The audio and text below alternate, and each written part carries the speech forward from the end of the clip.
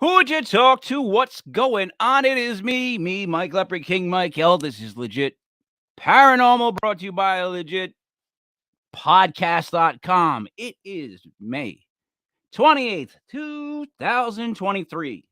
That's 528-223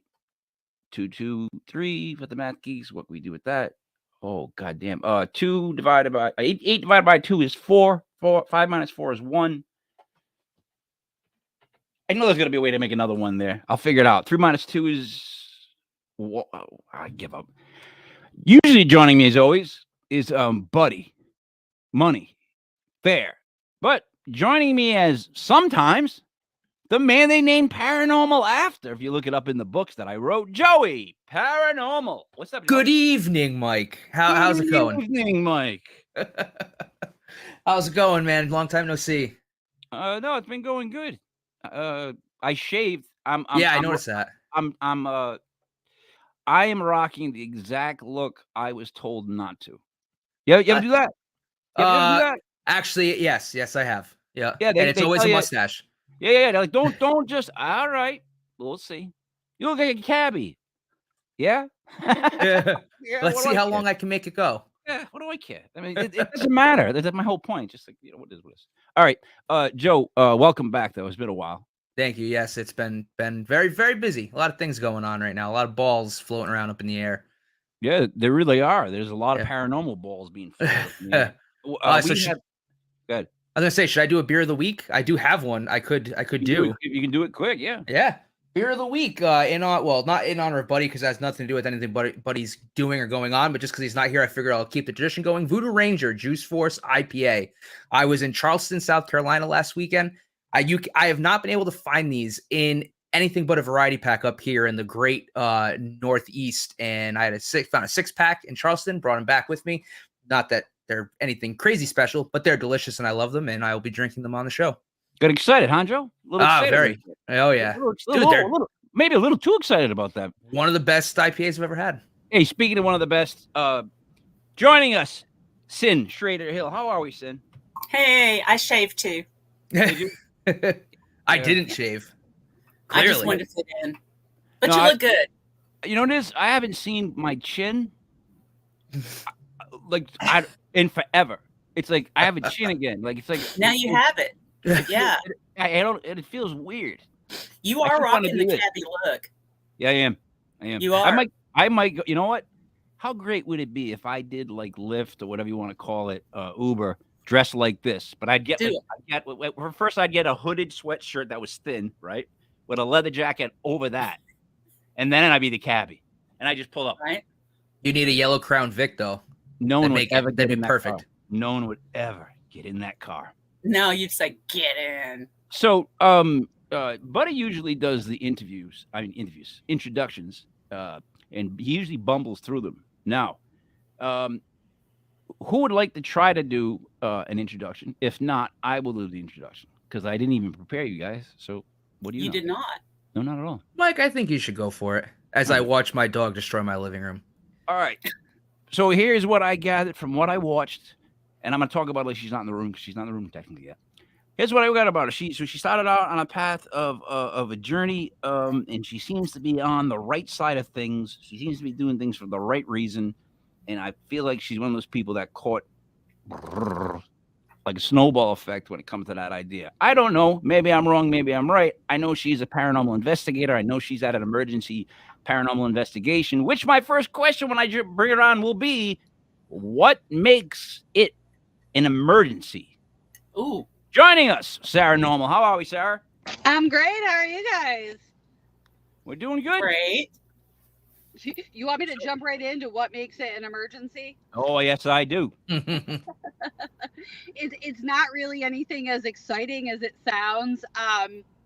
If someone's too afraid to sleep in their home, we consider that an emergency. You basically, for sure. I think that's actually a safer bet for an emergency than finding something scary in the house. You know what I mean? Absolutely. Because you can find something scary, anytime. You have all these scary places, and most of the time it's scary, but it's pretty harmless. But mentally, not sleeping.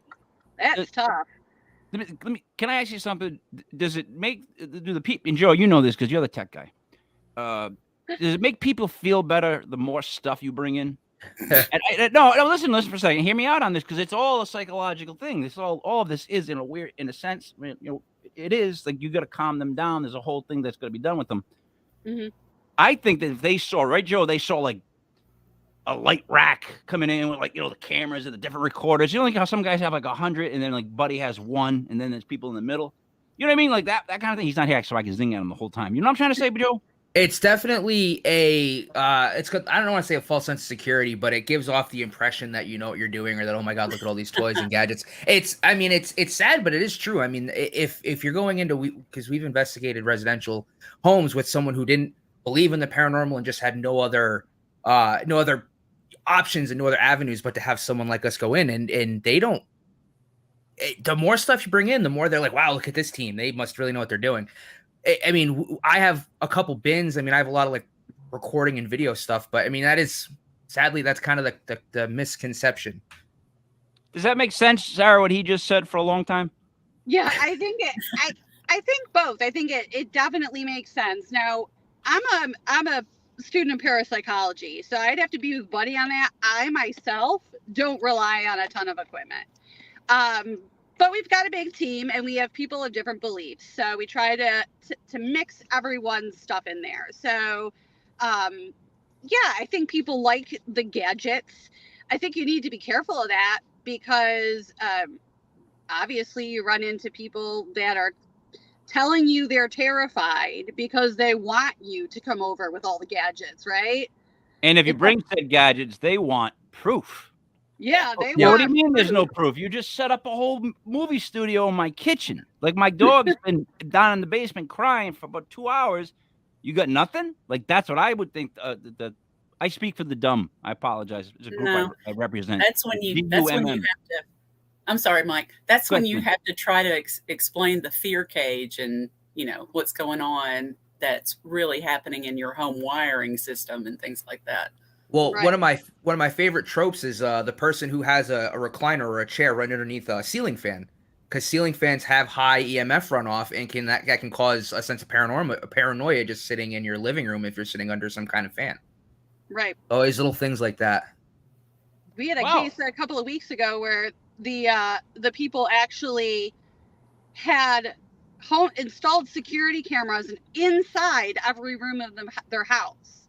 So they were watching them sleep as well. And that in and of itself caused so much anxiety because if you've got that many cameras of yourself in your house, you're watching them all the time, you become obsessed. What happens? You start to see faces and absolutely everything. So in that case, there really wasn't anything paranormal. But yeah, I mean, I guess coming in with all the gadgets and going, nope, sorry, there's nothing here. Just gave them the peace of mind. But see, you touched on the mental side of it again because let me explain it to you this way.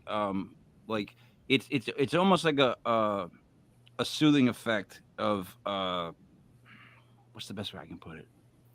It's like a soothing effect in the sense of like you want to be professional, you want to be honest with them to the point where maybe they don't like all the information you give because you probably would rather have them be mad at you that night and get over it the next day and realize that at least that you were being honest with what you had to say, as opposed to making them feel that good that night.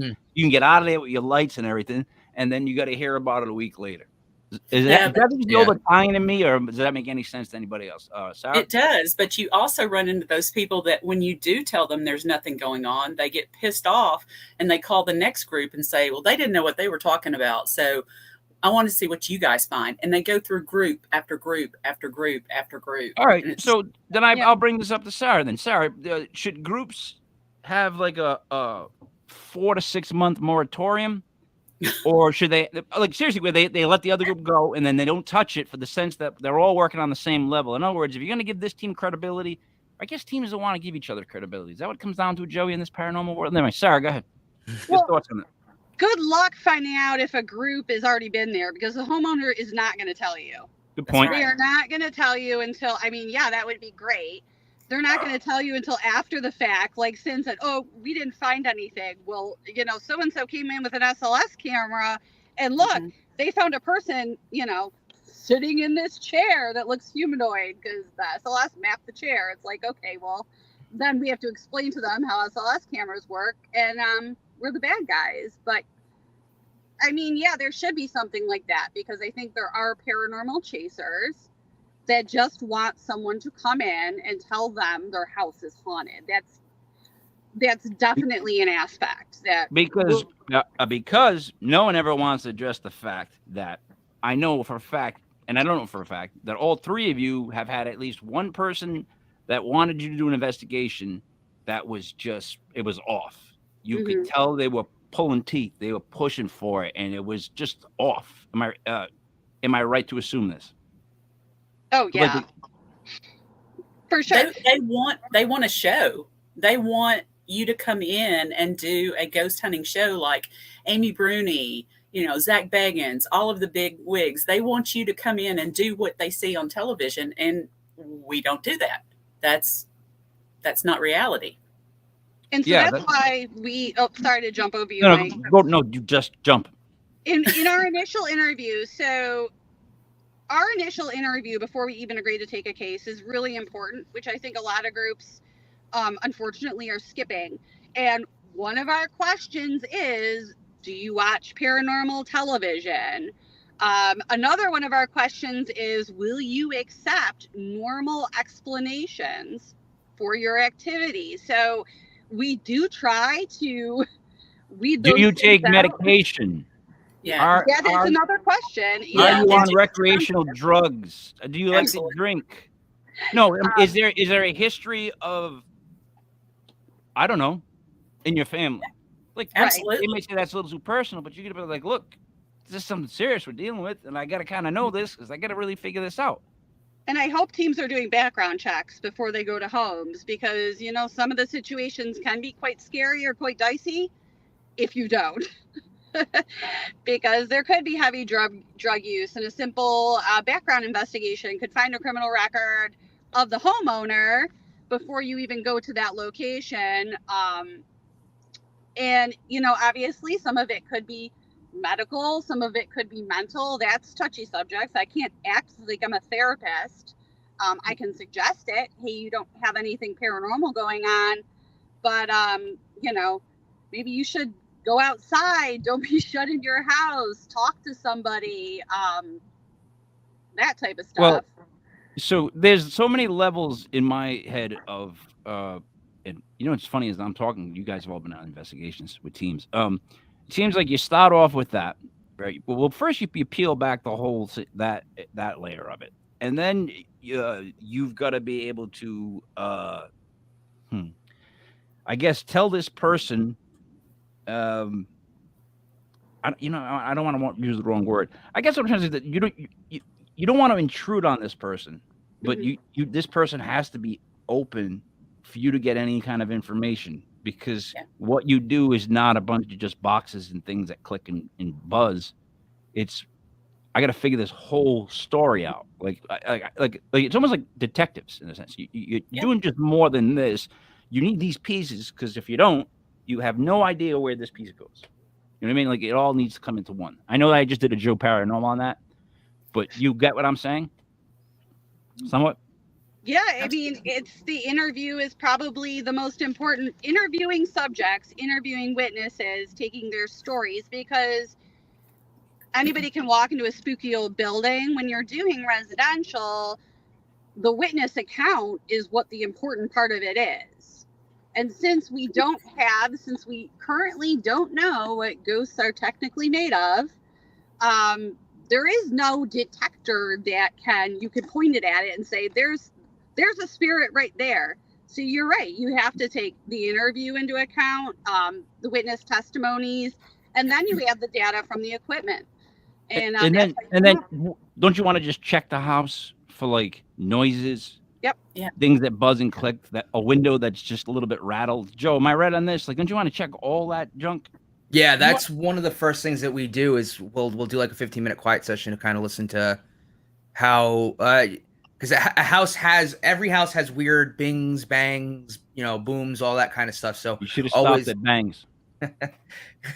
well, never mind. Long story. But yeah, No. it's definitely something that you always need to be cognizant of, is the different sounds that a house can make that most people don't really think about. Thank you, Joe. So level 1 is the person, what type of person, what mental state they're in at that point.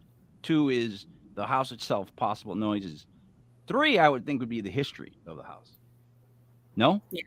It's all right there. Yeah. I'm writing this down as we speak. Again. All right, Hey, so history. Sarah. So, Yeah, it's kind of difficult to go in order sometimes, right? Because you guys that investigate with teams, some of these things become uncovered as you go along. So you're going backwards. So you're in there, you think you have all the history, you did all your interviews. Then it's the end of the night and the homeowners come back and you find out there's a whole bunch of stuff you didn't know. Yeah. Or, we just had the exterminator in for squirrels in the attic. We forgot to tell you that. Or, it's just, you got to take all of that and you kind of have to roll with the punches. I don't know if there's a guide book. I know a lot of people have written books on how to uncode, but I don't know. Oh yeah, book for dummies, like but these are just basic things that I would think that most teams would just normally do. And the history is important. That's what at least I've learned from doing these podcasts for the last Joe? It's been like 29 years now. I thought it was like 32. I thought we were just over the 30-year mark. It could be higher than that. It just feels like forever. I'm sorry, I don't mean that about you, Joe. I do though. So what I was saying was, so after to getting the history, there's going to be the history you can find out from the town. Like I know Buddy's a big guy, likes to look at maps, that stuff. What was there before they built the house? Because the land itself. All right, there's the question one. Sarah, do you believe it's the land itself or the actual house when you're on the property? It could be either. It could be both at the same time. We just had one where it was both. It was the land itself was built on a former plantation. They had dug up Indian burial grounds literally all along the coast of Florida to make little canals, and then they built the roads with them. Okay, so then it's definitely not both though, Sarah, because if they built a teepee on that, they could have built a casino. It's all going to be haunted. Anything you build on that's haunted. You know what I mean? Like you can't say it's also the house that's haunted because look what it's on. Right? Isn't it the land? Well, you could have two different things going on though, Mike. So you could have a residual haunting from the land, and then you could gain maybe an apparition or something else from the house. Well, which is what we had. Or the land could be so horribly haunted and unlivable that odd things like murders and mysteries and things being seen. I saw the movie Poltergeist. Joe, did you see the movie Poltergeist? Negative. I have the land one that I've not seen. When they fell in the pool, wasn't it the land? Are you guys with me? The Poltergeist theory, Sarah? How are you not with the? No, it was. Theory? It was the whole Indian burial ground trope. That it just happens to be very true in a lot of parts of this country, unfortunately. But yeah, I mean, it could definitely be the land, but then the house could be, I don't know. I mean, I just don't know. It's interesting. Could that happen? Is the house more likely to become haunted if it is already built on haunted land? Yeah, I agree. Yeah, I agree with that. It's like that's like saying, is a house more likely to sink into the ground if it's built on marshland? You know what I mean? Yeah. And two, Mike, that's anytime there's a horrific murder, that gets imprinted, all that energy, it can tend to ramp up other things that happen there later on. So all right, I'll buy the battery theory then, Joe. What that means is that what Sarah's saying is kind of right. Maybe both. Maybe the land just is like the copper around the battery that gets that house to spin a little faster, and that makes it have its own effect. Which it's like it boosts it, Joe. It's like when you used to boost stuff when you were technical back in the days. Right. I kind of get what you're saying. I think the mark you're throwing the dart a little bit left of the bullseye though. Well, because when you think about it, like at least I think anyway, for both, it could be the land that it's on, but just because it's built, it could be a house that was built 2 years ago. But if someone was brutally murdered in that house, that energy could imprint on the house, not necessarily the land, because the person who was murdered in that house doesn't have any ties to the land, but they might have ties to their bedroom or a room that they were very familiar with, or the room that they were brutally murdered in. So I think that's kind of where it's both, not necessarily like, oh, we built this haunted house on top of a Indian burial ground. So if I bury someone in the cellar, they're going to come back to life and try to play poker with me, if anyone gets the reference. Wait. Joe, 14 points, Joe. Wait, hold. 14 points. To Gryffindor? That's what's left of the bullseye. Yeah, dark, Joe. All right, go ahead. Not really. Go ahead. 14 points, Joe. Yeah, that's a bad shot. So if a house is built on an Indian burial ground and there is a murder that happens later on, couldn't it be because that burial ground had so much negative energy and just kind of radiated into that area? It's possible. Yeah, definitely. That's what I'm thinking. I agree with that. Sorry. It's interesting that Sin says that, because so in this particular case, which we want to go back and see if the neighbors will let us investigate, because the history was so dark, and as we started to uncover the history of the whole neighborhood, there had been an unusual amount of suicide in that neighborhood. There you go. So it's the area. So there were hauntings of the suicides in the homes, but then when we went back even further, we found that a Seminole Indian tribe had actually committed suicide in a river nearby, a mass suicide. The tribe? Yeah, the whole tribe, which it was a mass suicide, which is really rare for Native Americans. Yeah, but Native Americans have one of the highest suicide rates forever. Like, really? Oh God, yeah. That's a. I'm not being racist here, guys. By the way, statistic. That's an actual fact. Suicide. But mass suicide would be. That's like a warrior's way to go out if there's not enough food, or if there's not enough this, or there's something.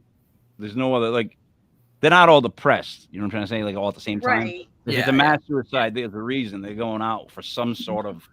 Somebody convinced them of something that doesn't make sense, and they all drank the Kool-Aid and put on the black sneakers with the long. No, that's the other group. Well, so it becomes a ritual instead. Yeah. Right. All right. A mass ritual. Yeah. So then, Sarah, when people come to bless a house, should they be blessing the land? Well, I'm not. So let me ask you this. So when you say blessing, so now we're going into religion, I'm assuming you mean blessing as in any generalized blessing of any religion or a specific faith? It doesn't matter what religion you pick. As long as you feel like it's being blessed, guess what? It's being blessed. So that's interesting, because I feel like that's more of a placebo effect for the owner and has nothing to do with the spirits. Because I agree. If I am of one faith and you bring in someone of a different faith to bless the house, I mean, as the spirit, just say, I'm a ghost. Your blessing is totally foreign to me. I don't understand it or don't care about it. Yeah, but if I was going to do an 80s action movie, I'd get an Uzi. I'd have a gun over my back, one in my hip, one in the waist. I'd have the big knife that was really too big to even use. I'd have everything on me all at once. You understand what I'm trying to say with that bad analogy? Like, I would want to have everything at my disposal. Joe, did you catch that when they were left of center, the dartboard? Nope, not that one.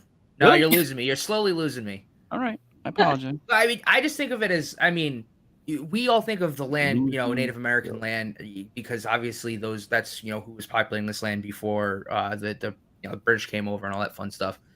But what about the thousands and thousands of years that this land was here before anybody really even came over? You don't know what kind of anything had happened on this land prior. So there's so much kind of energy that I think is entwined in every bit of land on this earth, that there's really, if there's negative energy or there's bad energy or bad juju, bad voodoo, whatever you want to call it, it's going to be there no matter what. And I kind of agree with Sarah where, like, you can have a Catholic priest come in and do a blessing or an exorcism, but what if it's a Jewish demon? What if it's Dybbuk or they're not gonna care that it's a Catholic priest, and it might even anger them more. So I always think the blessing is more of in your own head, and if it's a placebo effect, and if it makes you think that things have gone away, then by all means. But it gets a little tough, I think, when people start talking about blessings and that's why I like sage, because sage isn't really a religious artifact. It's just a type of natural herb that gets burned that has cleansing properties. Like that's kind of where I go with cleansings and blessings. Joe, stop a second. First of all, Buddy just texted me. You're already over the rest of the year's talking time. I'm just making up lost time, my friend. Is too much for the rest of all the shows. Joe, here's the thing. The placebo effect works so much more than almost anything that I know of in life. Mm-hmm. So I never see anything wrong with it. Meaning, if this person wants this type of priest, or I don't know what you want to come, right? If that's what they believe, send it. It's not our responsibility to find out the religion of the spirit. Like, I'm not going to do a background check and find out what the religion of the spirit is. Like, if it makes the person feel good, I'd say, have at it. I mean, I don't know. I could be wrong. I could be throwing gas on the fire, but I would just be like, if that person believes that Joe is like the savior of all people that just stay on the couch and don't show up for podcasts, if they think that, they might believe it.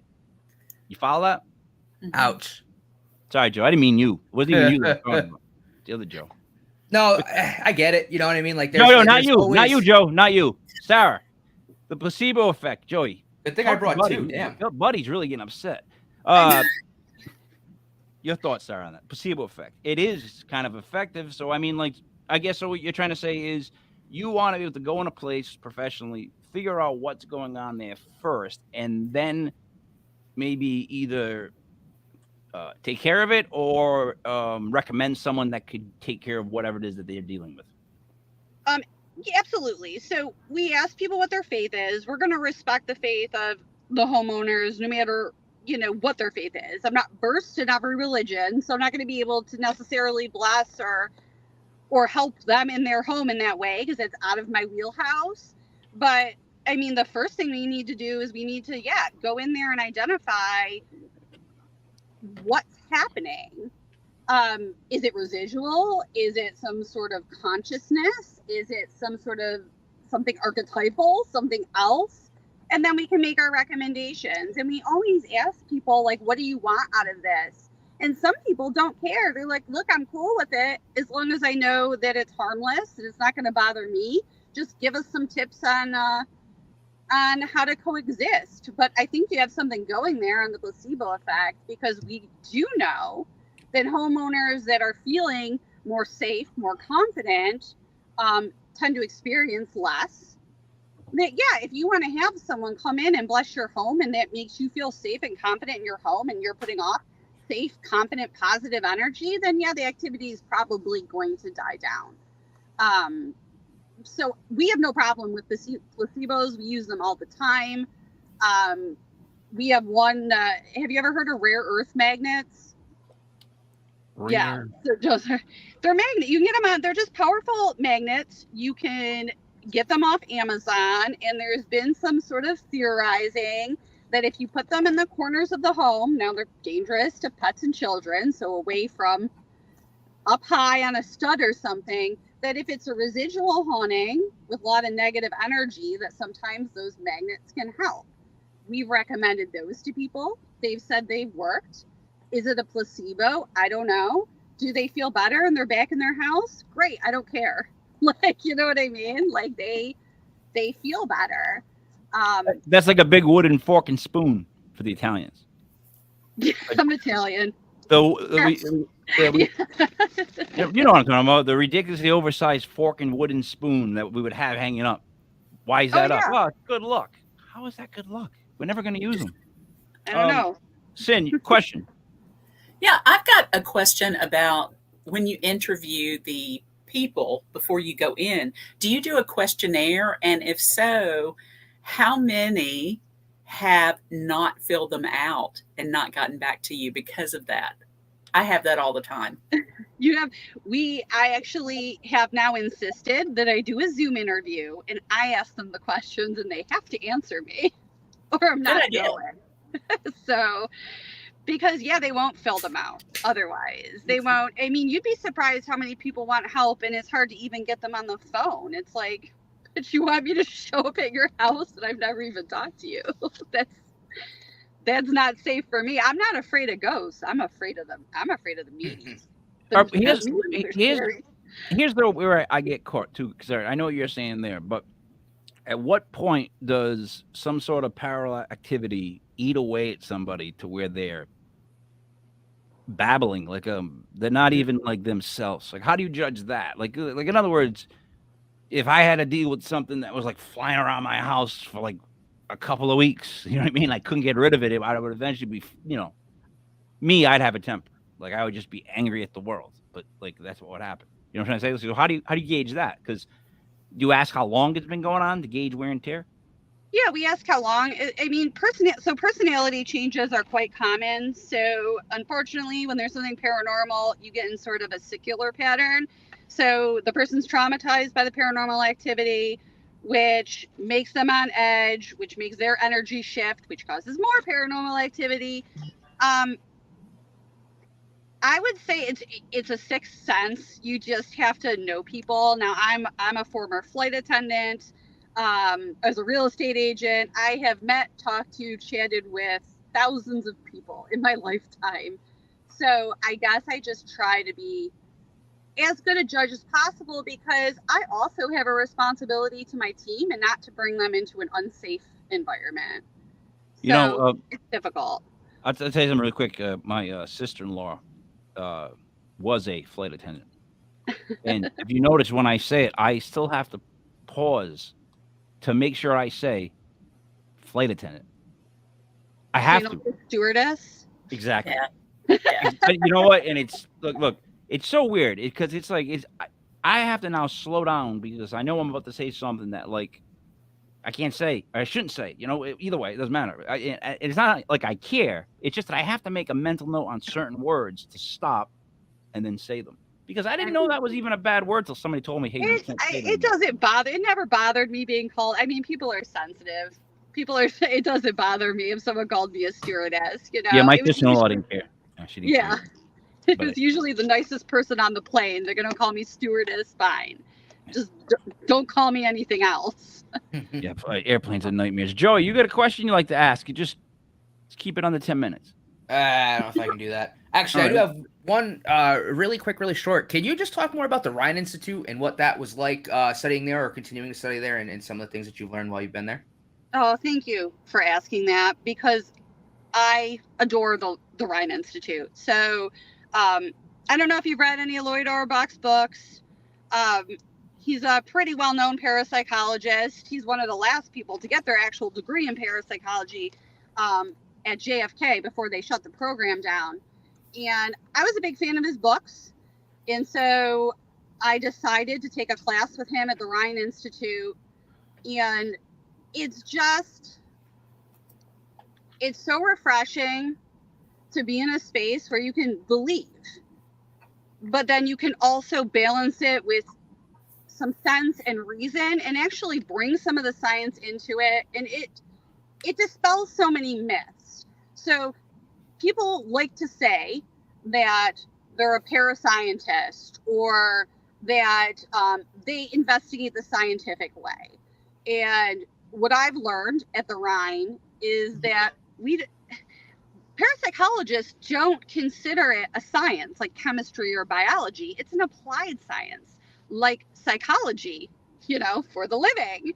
And so it teaches you those interview techniques and a bit of psychology that helps you deal with not only the clients, but then also looking at spirits as a human that's just not in corporeal form anymore. Souls. Something that can be, reasoned with, assuming it's conscious. Souls. But it helps. It's helped me categorize things too, right? So we go into depth about, is it a residual? Well, a parapsychologist would call that a haunting, a place memory, a recording. An apparition, that would be a conscious spirit. And then you can go all the way down the rabbit hole to poltergeists and all the studying we do on those. And parapsychologists don't actually believe poltergeists are spirits. We usually, there's a living agent there with those. So it's interesting. What about demons? Because I saw that you didn't like the word demons, so I wrote it down to bring it up. Because no, we don't do demons. Right. We don't do demons so much, and you know, it's hard because I did come across something nasty a couple weeks ago. So you study, right? And you're in school, and I think it's like any discipline, right? You study it and you study it so much, but then you go out in the real world, right? And you're like, I don't really know what this is. I can't really explain it. Mm-hmm. I would say the word demon, I'm not going to rule out that it doesn't exist. I'm going to say it's an overused term. All right. So very overused term. So no, then yes. So in my opinion, so listen, we've been doing these shows. Well, I've been doing these shows and Joe's whatever. It's been over 2.5 years. Or I don't know how many hundreds of episodes. And now that we've added like, 4 or 5 different shows during the week, I keep getting to sit with people from different areas and just keep soaking it up. And I'm somebody that I learn quickly, and I also will do some prep work, but pretend that I know nothing the whole time. You know, that's kind of what my thing is. So I read up. I always like you can tell that I was reading up on you, what you thought about things. Like, it's interesting that I'm figuring, like, everybody agrees that everything's energy. That's one thing I feel like everybody agrees upon. I don't know if everybody wants to say it out loud, but it all comes down to like it's energy, positive and negative. Again, my whole 50-50 rule. I always think that that's where, but see, now this is where I think you can call it a demon, but an evil spirit, something that's looking to harm. And it's, Joe, I'm glad Buddy's not here to stop me. It's most when you hear, like in my book, and I know there's two sides of this coin, when it's a child's voice, that to me hits me on a more demonic level than anything else, meaning it's something that's, in other words, especially when it's like, say there's like an orphanage that burned down, right? I mean, as sick as it sounds, like there's still places that they charge money to come through, like a hospital wing that was for like kids that died or whatever, because you can hear kids' voices. I know there's one of these places exists, and they know everybody goes through there, and it's just like, so in the event that actually was a kid, first off, you got to get somebody down there to help that kid pass on, is get him out of the place that he burned down. But second off, the exact moment where something completely innocent died would be, to me, the exact 50-50 second chance flip of something evil to be born. So that voice, to me, is using the most appealing thing it can to mess with someone. I just that's how I've always felt, because I'm a big proponent of dogs and kids go straight to heaven. It just, there's no, because there's nothing wrong with kids and dogs. Their minds are pure. Boom, gone. I mean, tell you what, my puppy might be going to hell right now. These can be, well, but that's because you don't know how to raise them, Joe. Come on. No, now. God, no. I have no idea. Sorry, don't want to. I should come over and help you, because I got a 145 pounder, and it's work. It's like a workout. Anyways, Sin, continue on what I was saying. Expand. On what you were saying, yes, there are some spirits that come across as kids to endear themselves with you so they can come home with you or terrorize, continue terrorizing later on. I think a lot of, if there are kid spirits there, they are there because they don't know what happened. They have no idea what happened. They're lost. Or it's residual. It's one of the two. I don't think that a kid is going to stay around, unless it's one of those two things. No, I agree. I think Sin's right, because I think that it takes a lot of adult baggage and emotional baggage to decide you're going to, if it's a decision, that you're going to stick. There's some sort of guilt. There's something holding you there, and children just don't have that mindset yet. Like, they are so innocent. I would say a lot of the children we pick up are residual, so they're not actually there. It's just an echo. But Joey's raising his hand. Joey. Well, just to offer a different perspective, what if when you pass on, your energy is kind of deposited back into the world around us? So what if it's not necessarily that they're stuck here? It's just their energy wasn't is the energy of a young child. It was never someone who got to grow up and mature. So when that energy comes back and is deposited back into the world around us, it's a youthful spirit. They might not be stuck there. It's just energy that's residually around that was from a younger child. Like, maybe it's not necessarily a bad thing. It's just a youthful spirit that still hasn't passed on or still, oh, geez. Hey guys, it's me, King Michael. I want to apologize for what Joey's trying to say right now. It's not making a lot of sense. I know it's offending some viewers. Just his voice, from what I heard, just his voice alone is offending. But I'm gonna let him continue. Maybe he'll wrap it up. No, I was done. I was Joe, you were perfectly, saying, Joe, no, you there? That's perfectly timed. I got my point across. I think it was a little more coherent, but it's fine, Mike. Everyone's entitled to their opinion. That's why we're here. Oh, Yeah. okay. Good. All right, Sin, you're up. Well, I think in what Joey just said, if a kid does come back, it's because of their family. They didn't want to leave yet. Yeah, they're scared. They don't know better. Yeah. But they've got some kind of tie if they're going to come back and stay. But then shouldn't be if that's really them, then shouldn't be like these medium types be going down there and going, "Hey kid, go. I'm gonna help you go. Ready? Here's the push. You're up. You're going. Hey, I'm out." Right? So it's either got to be residual, or I still believe in the fact. See, the thing is, Sarah, you don't believe in pure evil. Like you don't think that there's evil things, like in the world itself that like are just the opposite of good, so that they wouldn't be a demon. Like I guess, are you taking demon as like a religious word? Is that what it is that you don't? Well, yeah. So so my background is a little bit more of like the secular Buddhist witchy type pagan background. So my husband almost became a priest, so we have this conversation all the time because he was very Catholic. So yeah, I think a lot of it is the word. Do I believe there's pure evil? I think we see that in human form every single time we turn on the news. So obviously there are evil forces. But yeah, it's just, I don't know that it's comprised into Its own form. separate entity. Okay. You know what I mean? Like, how do we know that these things we're calling demons aren't just spirits that were like really truly horrible people? Now, what did you say that we all felt? You said we all felt something Did I at the same say time? we all? No, I say we all felt like every time we turn on the news, we can see that there's pure evil. That's my point. I think that we all have evil in us and good. Some might be 95.5% split, 90-10, somebody 80-20. Some people we may know be 75-25. 50-50. I don't know about those guys. Archangel Michael, though, might take them.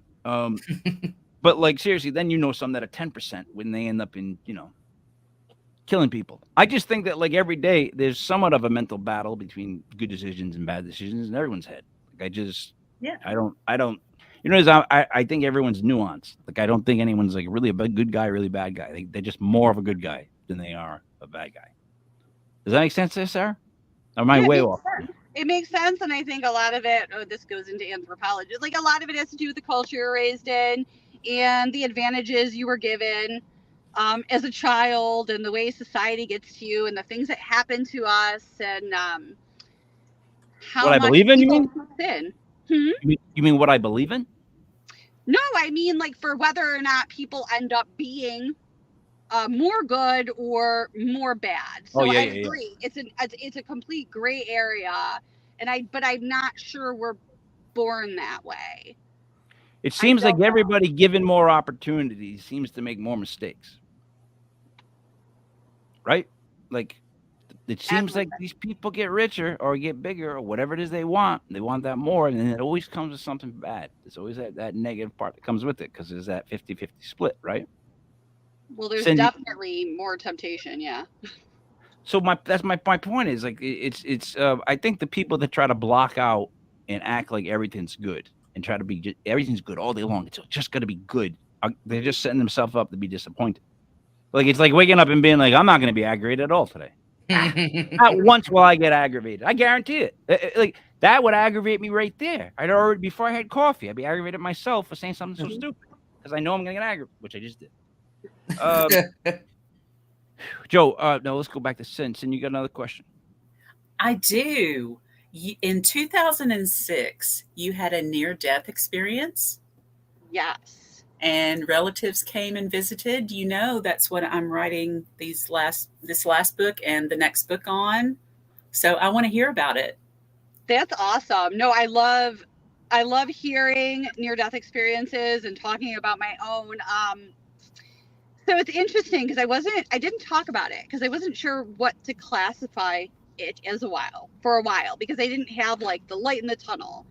I got very ill very, very suddenly, and I was put into a medically induced coma. While I was in a medical induced coma, I had a cardiac event. Now, I can't tell you for sure that these two things happened at the same time because I was in a coma. But I know when I woke up from the coma, I recalled, and now I went into the coma on Christmas. So I recalled that I had been watching myself from above. I was watching myself in my hospital bed with my past relatives standing around me, my grandparents, my uncle who had passed, and they were singing Christmas carols. And it was beautiful, and I was so happy to see them. If anything, I remember feeling a bit off put because I wanted to be down there with them, but I wasn't at the time. I was above. And of course, my body couldn't embrace them or hold them or anything. But that was all I remembered. So when I woke up, I mentioned it to the doctors, and they said, "Oh no, that's impossible. You were on so many drugs. Your brain was basically a goldfish. You couldn't dream. You didn't have those brain waves available to you at the time." So it's interesting. It's interesting because I don't know if I had passed away and that happened at the same time, because I was in a coma for 2 weeks, or when in the coma that happened. When you say cardiac event, did they have to use the paddles to bring you back? No, they did not. No. All right. Here's my take on this. So, in my opinion, yeah, you had a near-death experience. You were shown exactly kind of what you needed to see to feel comfortable with where you were going. Mm-hmm. I'm of the belief that everybody has like tags and titles, and they all have the different groups and different religions, and there are all the different views. But I think like at the end of the day, and by that I mean when we all die, we're all going to end up in the same place.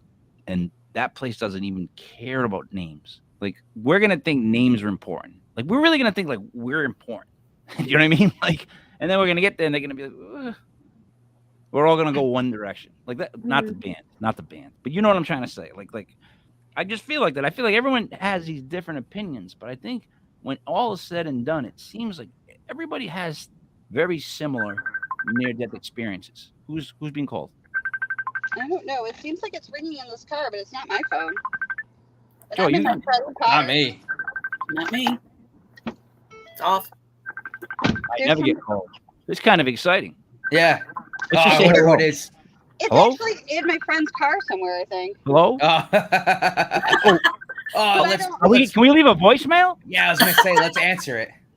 I don't know where the actual phone is. Hi, you're on Legit Paranormal with King Michael. Hi, how are you? Right? I'm sorry. No, that's just great. I have no idea where this is. It's all right, coming leave it. I from. kind of like it. It's got a good rhythm to it. Mind you, I'm at a haunted house right now, and there's some weird ringing going on underneath my seat, and I cannot locate it. Sarah, by the way, don't worry. I'm looking in the back seat, so I got it covered for you. If I see like a hook pop out or anywhere, Yeah, we've got your 6, so if we see a face, we'll let you know. Please do. Yeah. It stopped. What if it was like what if a demon came up behind her with a cell phone, Joe? Like a really old cell phone. to prove No, her wrong. Like it's gonna be just that, like, out of ring. It's gonna, she's gonna answer and it's gonna tell her 7 days, and because she was on this podcast. It's not a movie; it's the podcast. You were on Legit Paranormal. You got 7 days. Good luck. How are you? What are you, a shaman now? When did you start correcting the guests? When did you get permission, Joe? Tuesday, 11:30. HR. Bring your employee handbook, please. I got it around here somewhere. I know you do. I'm sorry about him, Sarah. It's okay. But no. All right. So I don't know how you guys feel about that whole "it's all going to be one place" theory. Like, I know some people want to stick to their guns, and I'm always like, yeah, I'm all for it. The issue that I won't bring up, that I'm going to bring up a point, is I only have an issue when someone says, no, yours is wrong. Right. That's my only issue with people, okay? That's where I end up in arguments, because I don't want to hear someone go, no, yours is wrong. It's like, especially when it's not to me, I feel even worse. Because if they do it to me, it's like, stuff I could care less. But when they do it to certain people, you can tell that's their belief, what they hold on to. That's what gets them through the end of the day. Who the f are you to tell them it's not real? If that's placebo effect, if it's getting them through the day, that's my problem with that. Preach. Sin, your theory on the whole. I mean, I know. So you got the Southern accent, so we have to assume. We have to assume there's Catholic, right? Baptist. What do I got? What is it? But help me, Joe. Right? Christian. Right? I'm not touching this one, man. I'll let you offend people. What were you raised in?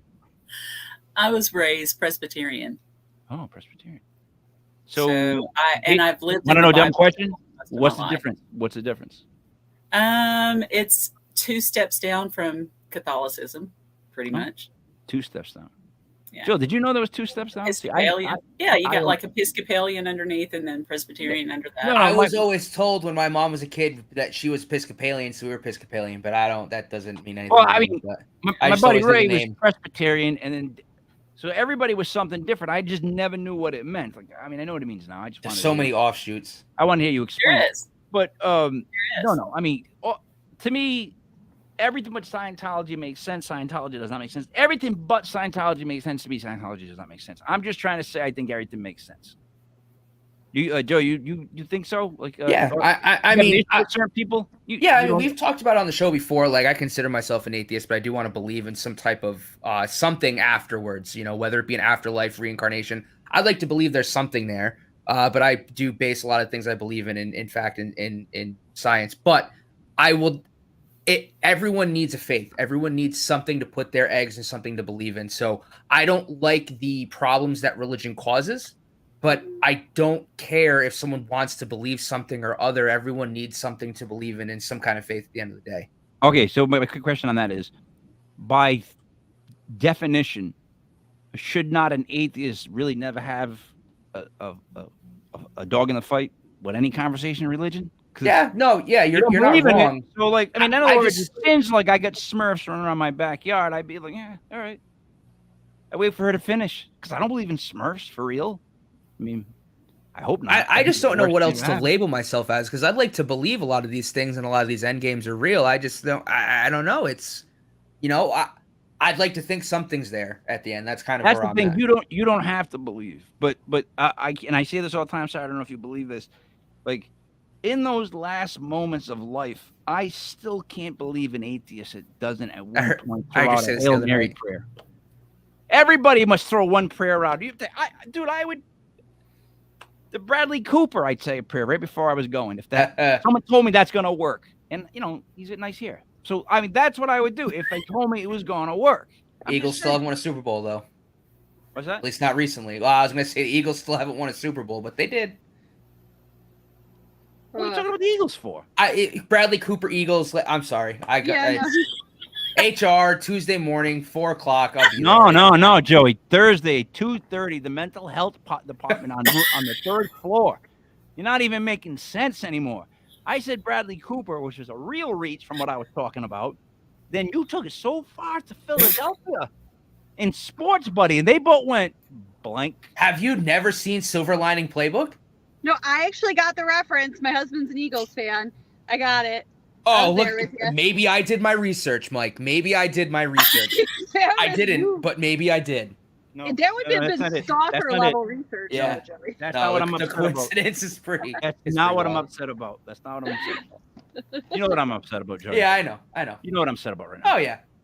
How in God's green country could he be an Eagles fan? Why would he root for the worst organization that's ever played football? The biggest disappointment in the playoffs. The Sounds like sour biggest grapes hype-up to me. jobs of quarterbacks of all time that never win a big game. The fact that they just are the worst crowd of people. They booed Santa. Michael Irvin they thought he was paralyzed, and they applauded when he was on the field. They actually did something that no one told. Oh, that's the Jets. They had, I'll tell you about a lawnmower contest, flying lawnmower contest that the Jets had at halftime that killed 2 people. It's a true story. But the Eagles are the worst organization in the world, Sarah. I'm sorry about that. It's not okay, that I'm not I'm an biased Eagles or fan. anything. I've got Lawrence Taylor behind me. I got Eli Manning above me over here. I got a. I won an award. I actually got a cattle skull from Block Island Ghost Tours. I had to boil it, and then I painted it in giant colors. I call him Mo. gosh. He's right there. So I'm sorry. I really, the Eagles. My younger brother's an Eagle fan. Only reason he's an Eagle fan, he wanted to see me lose, I guess. I can't figure it out because why else would you pick the Eagles? I'm sorry. Sin, go ahead, take over because I got to calm down about the Eagles. Yes, you do. Yes, you calm down. Well, Joey knows this. Joe, you knew this was coming, so it's not like you didn't know.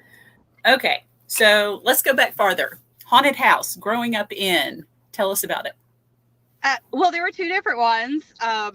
It's strange how some people end up growing up in several haunted houses, but it happens, and I did. The first house I grew up in when I was very young, I was living with my parents and my grandmother, and there was just a friendly old couple in the basement. No one believed me. They thought they were imaginary friends. Until one day, I used to roller skate around them. They were roller skates back then because this is the early 80s. So I used to roller skate around the basement. You know, those big metal poles everyone had in the middle of their basements. I lost control and I started going straight towards one.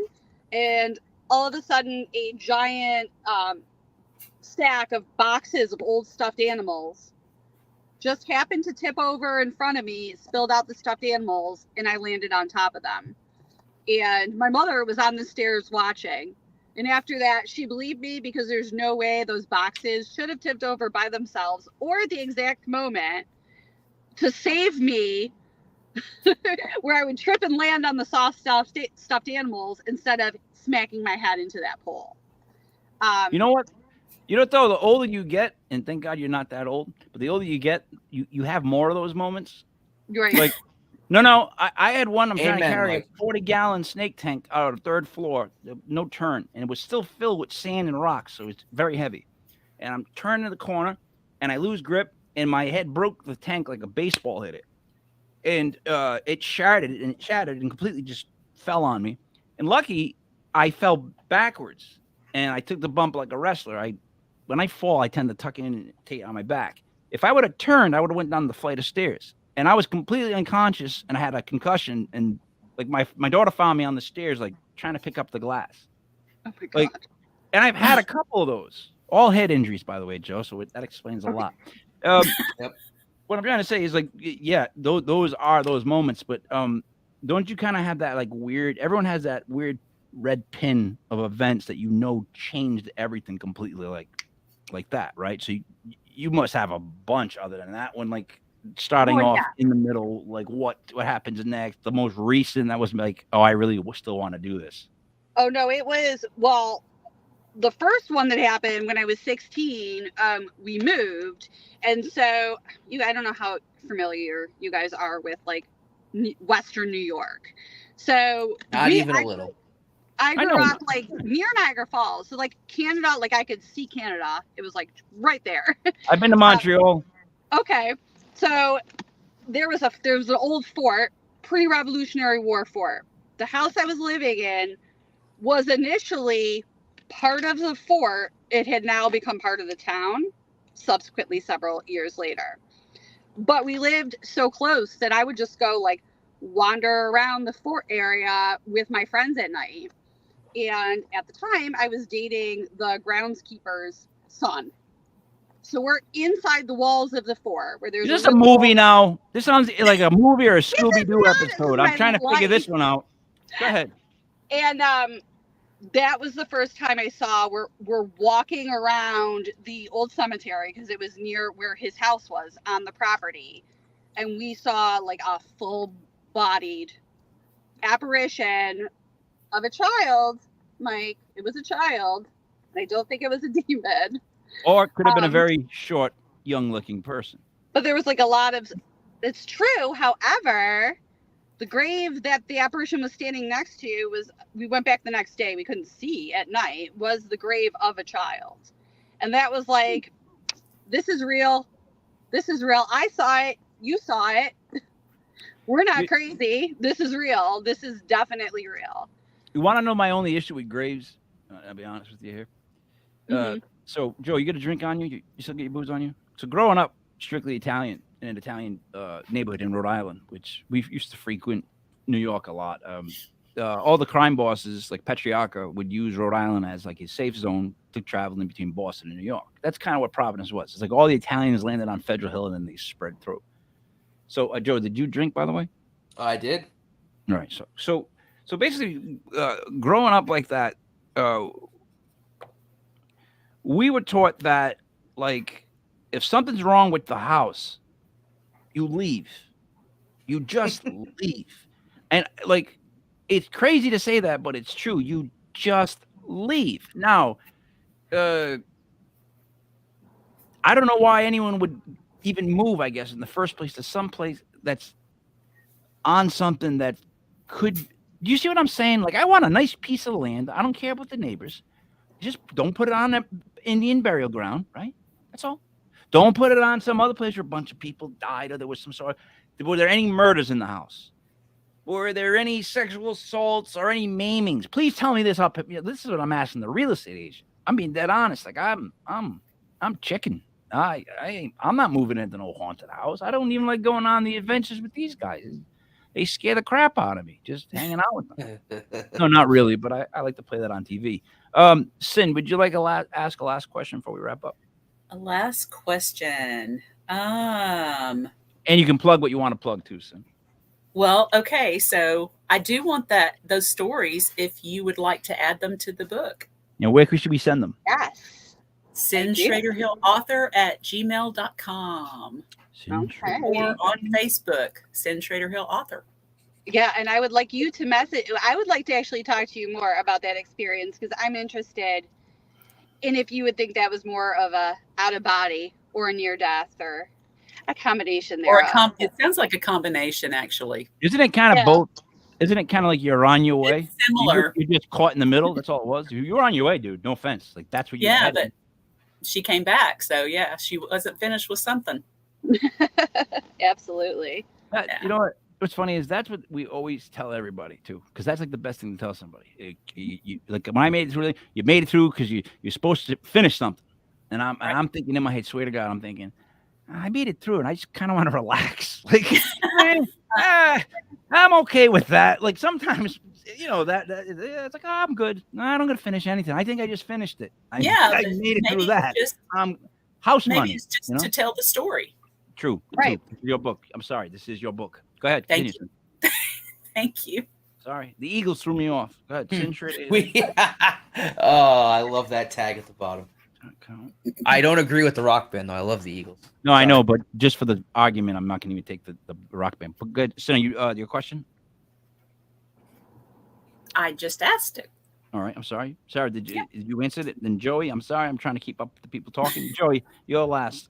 Yeah, I don't want to keep it too long. I know that you're on site right now, but I would like to just ask really quickly, what are some of the first things that you and your team do when you get to a location when you're about to investigate? Well, as you mentioned, the first thing we do is we're going to do base readings of everything. We're going to take pictures of the outside in the daylight, pictures of the inside in the daylight, so we have things to compare it to. We're going to do readings. We're going to check for unsafe environmental conditions, CO2, high EMF readings, not related to ghost activity, but just, from high tension power lines or anything else that could be masking an environmental factor, that could be masking this paranormal. that's the first thing you want to do. We have someone on our team that's used to doing utilities and contracting. He might go up in the attic if he feels he needs to. Sort of all that good stuff. If he's a contractor, he's going in the attic. He's walking in that house. He's tapping beams. He's up in the attic. He's in the basement. Yep. Exactly. Reminds me of an episode of The Office.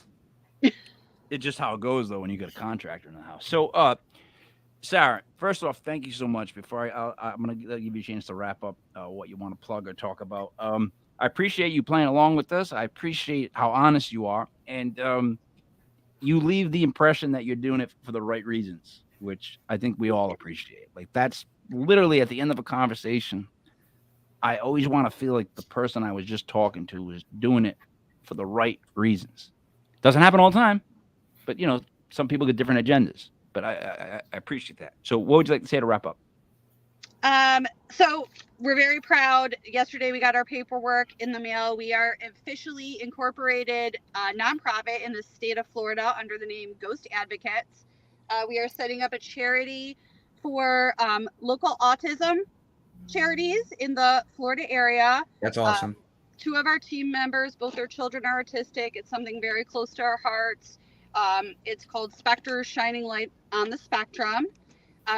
We don't have it all up and running yet, but if people want to keep an eye on Florida Paranormal Investigators, send us the link. We'll put it on the site. Yes, that please. Would be great. That would be great because eventually we're going to have merch and stuff on there that the proceeds will be going to autism charities, which is something we feel very strongly about. That's awesome. Yeah, it is. Quick question, though. When you were first considering being incorporated, did you sing the song? And you know the one I mean? No, I don't know the one. Can you sing it? Kids Incorporated, K-I-D-S-A. We're gonna make it. We're kid. You never saw that? You had to see that show. You saw the A-Team. Don't lie. You're in that TV bracket. Kids Incorporated. If my mouse wasn't charging, I would have dropped out, Mike. I would have just been done. Do me a favor. At the end of the show, go look up Kids Incorporated. I will look up. Fergie was a member of the cast. I'm not lying. Go look it up. I know I know my. Remember, you can't do that on television, where they drop the green slime. Where green slime began. Yeah. That's where, and they would drop water on you if you said I don't know. Guys, I might agree with you guys. You guys are younger than me. I have a TV film background, and even in school. So I'll watch anything that's funny in back in the days. But there was a show called Kids Incorporated, and it was like this really bad ripoff of like the Mickey Mouse show. I was gonna say, was it like Mickey Mouse Club? You got after this is over, YouTube Kids Incorporated, and you're gonna love the song because when you hear it, you're gonna go, "Oh, that's why Mike thinks of that song whenever he hears the word Incorporated." We will add it to the website, Mike. Sarah, I appreciate it. So let me do my wrap up for Sarah, normal, for Joey, paranormal, for Sin Schrader Hill. It's me, Mike Leopard King, Mike Elders was legit. Paranormal brought to you by legit podcast.com. Tomorrow night we have legit Fear Flicks horror movie review show with Supernatural Jai. I don't like horror flicks, but I like her show because it's fun to hear about them, the history and stuff. You know what I'm saying? Joe, you know what I'm saying? Yeah, I do. You don't know. I love that stuff. Thanks, guys. We're out.